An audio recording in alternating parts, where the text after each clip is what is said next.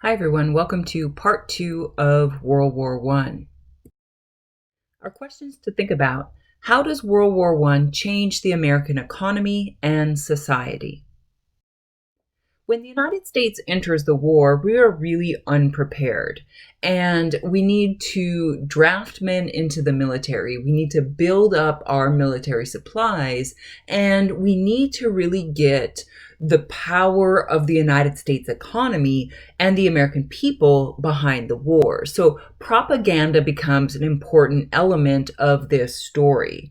Led by Denver journalist George Creel, the CPI, or Committee on Public Information, supervised the distribution of over 75 million pieces of printed material and controlled much of the information available for newspapers and magazines. They encouraged men to enlist. They encouraged the planting of victory gardens to conserve food for the troops and allies. And they also contained much anti-German sentiment. By 1920, the sale of Liberty bonds had produced $23 billion. Liberty bonds are war bonds. These are essentially loans to the United States government. So you would go down to your local bank and buy a war bond. They would give you a certificate. And at the end of the war, you would be able to go back to your bank and get your original amount plus interest. So for you, it's an investment. But for the United States government, it's a way to get money now. In addition to new taxes like the federal income tax, we were bringing in an additional $10 billion into the economy to help pay for the war. When we take a look at American society during this time, one of the most notable events we see is a Great Migration. Between 1916 and 1918, over 400,000 people, mostly Southern African Americans living in rural areas, migrated into the industrial cities of the North.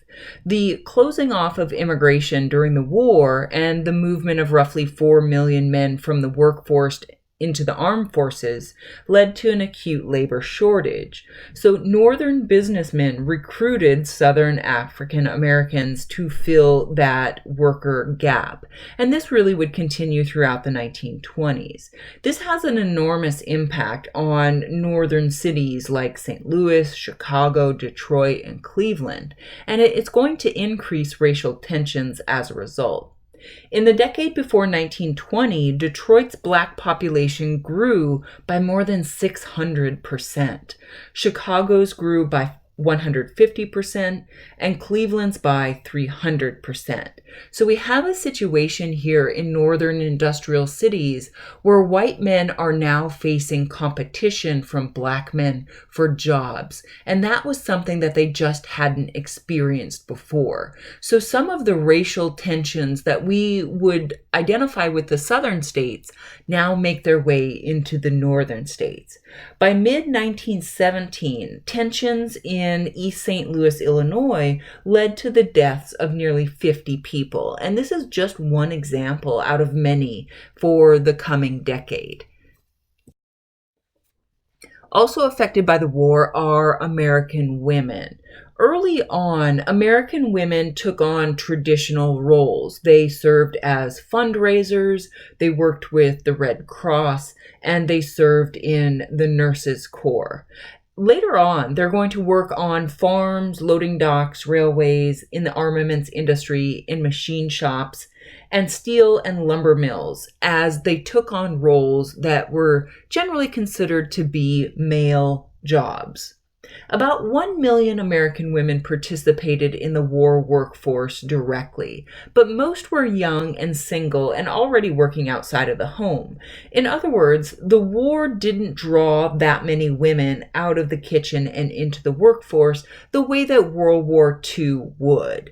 These women initially didn't take jobs previously held by men, and moreover, the effects were temporary, although most point to service during the war leading to women's suffrage, the 19th Amendment. One of of the most profound impacts on American society is the test of American civil liberties. Public opinion, which was aroused to promote the war, turned into an Americanism and a sort of a witch hunting of people who were deemed less than loyal. So this is really the background information for your journal. The Espionage Act created up to a $10,000 fine and 20 years in prison for anyone giving aid to the enemy or interfering with the war effort. What's interesting about the Espionage Act is it's essentially describing treason. Treason is described in the Constitution, but in order to be convicted of treason, you must have 2 witnesses to each overt act of treason, and the punishment is death. So this is almost treason light with the Espionage Act. The Sedition Act is very similar to the Sedition Act that we saw in 1798, and this makes it illegal to criticize the government or the war effort. So this is a way of weeding out dissent. The Supreme Court is going to uphold both the Espionage and Sedition Acts, specifically the Supreme Court case of Schenck versus the United States and Abrams versus the United States. In Schenck versus the United States, the Supreme Court likened criticizing the government to shouting fire in a crowded theater. Now, in all, more than 1,500 people were arrested under the new laws, including our good friend Eugene Debs. In 1918, Eugene Debs, a Socialist Party leader, delivered a speech denouncing capitalism and the war. He was convicted for violating the Espionage Act and spent the war in a penitentiary in Atlanta. This did not stop him from running for president as the Socialist Party candidate in 1920 as convict number 9653. He won nearly 1 million votes in that election. But in fostering hostility toward anything that smacked of dissent, the war also gave rise to the Great Red Scare that would begin in 1919. And of course, the Russian Revolution increased those fears. We'll talk more about the Red Scare later on. So coming back to our questions to think about, how does World War I change the American economy and American society? And the answers really are that we are going to mobilize the economy to really get that energy and that power behind the war effort. And in addition, it has a social impact. For African Americans, it meant the Great Migration and a mass movement into northern cities that would continue into the 1920s. For American women, it was a little less of an impact in the sense that many of the young single women who participated in the war workforce were already working outside of the home. So it doesn't have that sort of Rosie the Riveter feel that World War II does. And the effects are temporary. Finally, the impact on American civil liberties. When Americans are scared for their safety, as what we saw during World War I, the fear was that Germany was going to have some kind of negative impact on the United States. Americans seem willing to give up their civil liberties in order to maintain some semblance of safety.